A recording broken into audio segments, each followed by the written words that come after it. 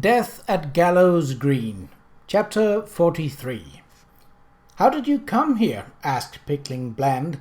"Stolen," replied Pickwick with a mouth full. Beatrix Potter, The Tale of Pickling Bland. Arthur Oliver and Russell Todd were indeed dead, and nothing more was to be done for them in this world. But Betsy was not. Yes, Betsy Oliver was alive, although not at all happy with her lot in life. She lay trussed like a plump harvest pig, with a rag tied in her mouth in place of a baked apple, on a heap of dry, scratchy hay in a lean-to shed a short distance from the smithy. Her shirt was gone, and her boots and a filthy, scratchy blanket of smelling of horse had been thrown over her. Still, until the last few hours, Betsy had not been unbearably uncomfortable. Although she was securely bound, and her feet and hands had long since gone numb, she was warm and dry, and had not been lonely.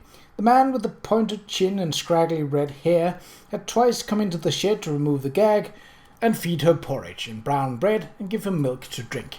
And yesterday afternoon, through a crack in the board by her head, she had watched Uncle Ned and Sir Charles arrive. They were just about to break open the door and rescue her, when the Smith boy, a loud, loutish creature frightfully inconsiderate of small birds and lizards, had galloped around the corner waving his black cap and shouting that she had drowned. What utter nonsense, she had thought angrily.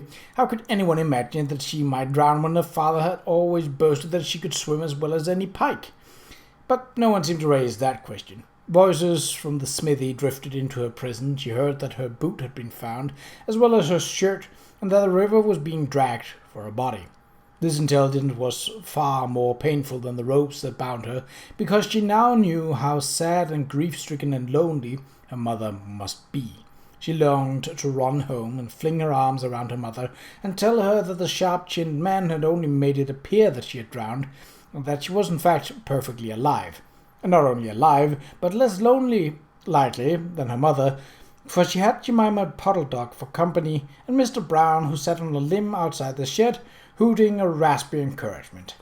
It was perhaps not surprising that Mr. Brown should have followed Betsy and her captors, and stationed himself as a watchful guard outside her prison, or that Kep, such a good tracking dog, should sniff her out and stay close by until the stupid Smith boy had laid hands on him and taken him away. But how did it happen that Jemima Puddle-Duck had located her so speedily? Betsy could give herself little credit for this fortuitous turn of events. The fact was that there was a small opening in one of the boards in the back of the shed, and Jemima, determined duck that she was, had discovered it. This event had apparently occurred several days before, for 4 large eggs lay like polished ivory in a nest in the dry straw. This morning Jemima had slipped through the hole and settled herself amiably upon her 4 eggs, evidencing no surprise at finding Betsy in the audience. She sat there for an hour, yawning occasionally, now preening a wing, now her breast feathers. When she had finished her motherly duty, she got up and examined her 5th egg, nibbling it fondly with her orange bill. She then carefully covered all the eggs, quacked a maternal farewell to them and to Betsy, and went out briskly in search of breakfast. With Jemima's cheerful company, the heartening calls of Mr. Brown, and the sharp-chinned man's porridge and bread, Betsy had been less worried about herself than she had about her mother. But the sharp-chinned man had not come back since his dispute with the other man the last night, and she was beginning to fear that he might not come back at all, especially considering the circumstances on which he had left. Betsy had been asleep in the velvety darkness, dreaming that she was at home with her mother and father, having a late tea at the kitchen table. At first she had thought that the voices, the whispers, and the hisses, and the muttered curses were somehow part of a dream. She even heard her father's name, and he heard it too. In the dream he had got up from his table, reached for his policeman's hat, and said he would be right back when he had done an urgent errand. But then she woke and pulled herself into a little ball under a scratchy blanket, realizing that her father was in the dream, but the voices were real.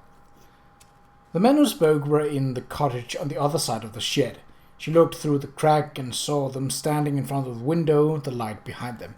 At first Betsy was frightened by the harshness of the voices, that of the sharp-chinned man and the other. But her fear wore off a little as they kept on arguing. the voices rising and falling, only a word here or there distinguishable. This had gone on for a long time, while Betsy dozed and woke and dozed again. And then she woke to see them come out of the cottage, carrying a lantern. In the circle of light their figures were quite clear. The sharp-chinned man and the other, a stoutish man with black whiskers and a hobble. They went around the corner of the cottage, and a moment later she heard muffled hoofs of a horse. The sharp-chinned man had not come back. That had happened last night, and it was now mid-afternoon, judging from the clamour of the school-children across the way and the loud rumbling of her empty stomach, and Betsy was feeling horribly hungry and thirsty. Jemima's ivory eggs lay beside her, lightly covered with straw, tempting. If worst came to worst, she might, somehow, contrive to break an egg and eat it, although the idea of raw egg was not particularly appealing, and the notion of eating one of Jemima's babies even less so. But still, one did what one had to do, and with that last resort in mind, she lay back to watch an industrious brown spider who came out of a crack in the wall and began to drape a silver web between a protruding nail and a broken handle of a rusty guard rake, preparatory to trapping and trussing up unfortunate bluebottles.